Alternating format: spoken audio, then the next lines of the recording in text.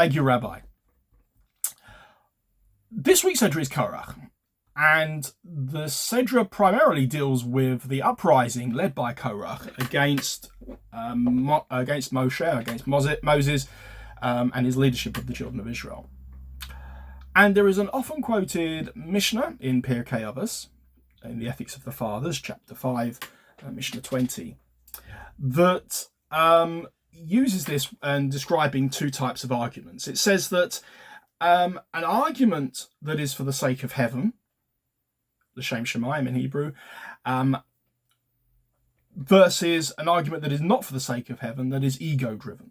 And it uses as an example of each. It says that an argument that is for the sake of heaven, that is there to try and ascertain some truth, the ultimate truth of Torah, for example, is an argument like the arguments we have in the Talmud, so between Rav and Shmuel, and Abaye and Rava, and Hillel and Shammai, and so on. Whereas an argument that is not for the sake of heaven, one that is based on egos and is very self-centered, is like the argument between Korach and his followers.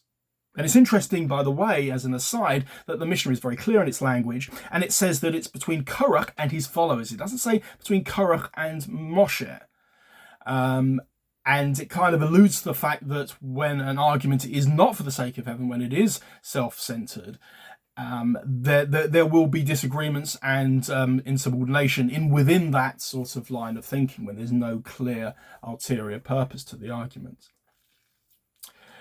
So, but the question we can ask is, why is it that arguments that are for the sake of heaven, that are there to try and sort of come towards some sort of ultimate truth, are arguments that will endure forever? Surely we would expect the opposite. We would expect arguments that are there to sort of find out some ultimate truth will come to some resolution, because they will coalesce into a sort of consensus of opinion. Why is it that those two polar arguments will stay opposed for all time? In fact, we see that in the Talmud. In fact, Judaism is built on arguments. We know the famous phrase about two rabbis and three opinions. But anyone who's learned anything about Talmud will tell you that it's riddled with arguments. And some of those arguments, the Gemara takes pride in saying, we will not resolve these arguments. In some cases, it doesn't even attempt to resolve them, but just simply tries to ascertain whose opinion is whose and which side of the argument different Rabbonim will fall on. So the answer, I think, is something we can learn from the Friday night service that we're experiencing right now. And I don't know how things are in your household, but one of the consequences of our lockdown is that whilst me and the kids are davening Kabbalat Shabbat on Friday nights, singing their lungs out, my wife is there lighting the candles, and we're able to be in the same room together as she's doing that. So lighting the candles is an important part of bringing in Shabbat. And the Maharal of Prague says that it brings down a Gemara from Masechta Brachot that teaches us that light has an association with shalom. And I'll leave that word untranslated for a moment. And he says that it brings shalom because it enables us to see more clearly, see differences, see different things more clearly. Now, those who know the Maharal will know that his arguments, his thoughts can be read on a superficial level, but they can also be read much deeper. And so, yes, we can understand that light makes things clearer, it's easier to see, and then there's less risk of tripping over things, and that makes life a little bit more enjoyable in a house. In fact, many people have the custom to have a light on in every room in the house on Shabbat. But if we look a bit deeper, that gives us yet another question. How can it be that the same light that brings what we call shalom into our lives also allows us to see differences? Our understanding of shalom means that it's like harmony. It brings things together. But what the Maharal is saying is that it actually enables us to see distinctions, to see things as different. The answer, I think, can be seen in the famous analogy of the elephant in the dark room.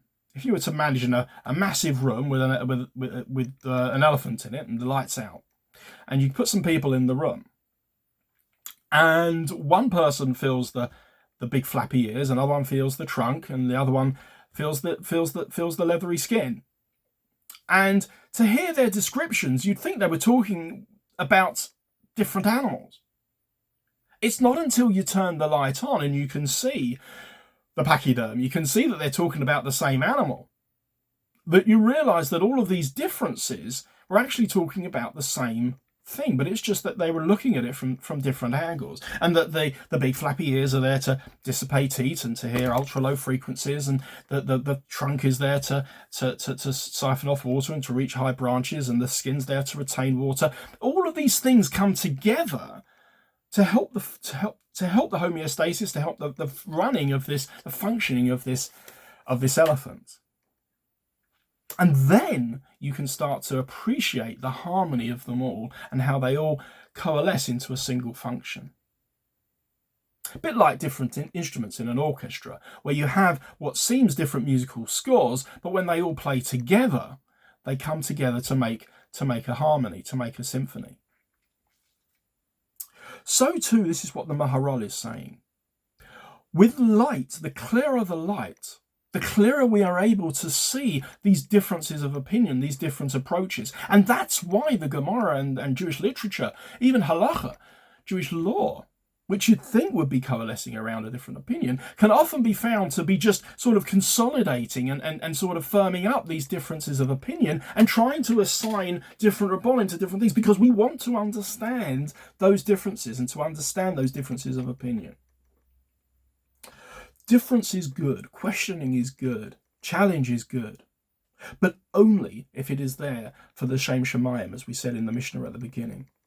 And if it is, and if the motivations are pure, you're there to seek the truth, then those arguments will endure forever. And we are still learning about the arguments of these rabbanim that lived hundreds, if not thousands of years ago. Whereas the arguments that are not for the Shem Shemayim, which are ego-driven, based on just opinion, those soon witter out in the course of time. Wish you and your families Shabbat Shalom, a happy, warm, and above all else, a healthy Shabbat. Thank you.